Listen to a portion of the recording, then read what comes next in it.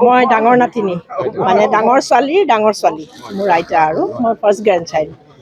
তো আইতা ইমান বছৰ জীয়াই আছে, তাৰ কাৰণে আমি বিৰাট ভাল লাগিছে যে আইতাৰ এনেকুৱা ভাবিছিলোঁ বাৰু, কিন্তু আইতাৰ স্বাস্থ্য সদায় ভাল, আৰু আইতা আমাৰ এটা প্ৰেৰণা আমাৰ কাৰণে। তো আইতা এনেকেই থাকক, আমাৰ সেয়ে কামনা কৰিলোঁ।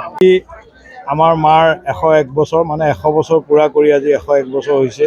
তাৰ কাৰণে আমি আজি মাৰ হৈ জন্মদিনৰ এটা অনুষ্ঠান পাতিলোঁ, আৰু মই অতি নিজকে ভাগ্যৱান বুলি ভাবিছোঁ যে 100 বছৰ মানে মোৰ মাৰ 100 বছৰ মই উদযাপন কৰিব পৰাটো মোৰ কাৰণে এটা সৌভাগ্যৰ কথা। 100 বছৰ বয়সত আজিলৈকে মায়ে সুস্থ মানে নিজৰ ধৰক যিখিনি কৰ্ম, ধৰক প্ৰাতঃকৰ্ম হওক, গা ধোৱা হওক, বা আনকি শাক চব্জি কাটি দিয়া কামখিনিও মায়ে বহি নাথাকে, সেয়াও কৰে।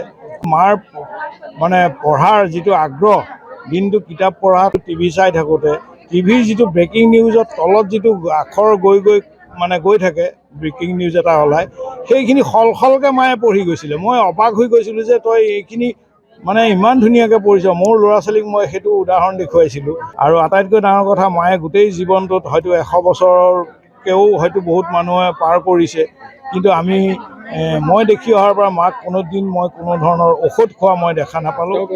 কোনো ৰোগ আজিলৈকে না, তেওঁৰ প্ৰেছাৰ, ডায়েবেটিছ, কিবা কলেষ্টৰেল, কিবা মূৰৰ বিষ, গাৰ বিষ, বা যিকোনো পেটৰ কিবা পায়খানা, কিবা মই কোনো দিন জীৱনত সেয়া দেখি নাপালোঁ। এতিয়াও নাই, তেতিয়াও নাছিলে। আৰু কেতিয়াবা জ্বৰ উঠিলে মই এটা কথা দেখিছিলোঁ, কুঁৱাৰ পৰা পানী আনি মায়ে মূৰত মানে ঠাণ্ডা পানীৰ পতি লোৱা বুলি কয়, সেই পতি লৈ মায়ে জ্বৰ কমায়, তথাপি কিন্তু ঔষধ নাখাইছিলে। যিকোনো খবৰৰ বাবে যোগাযোগ কৰক আমাৰ এই নম্বৰত 9181 307 221।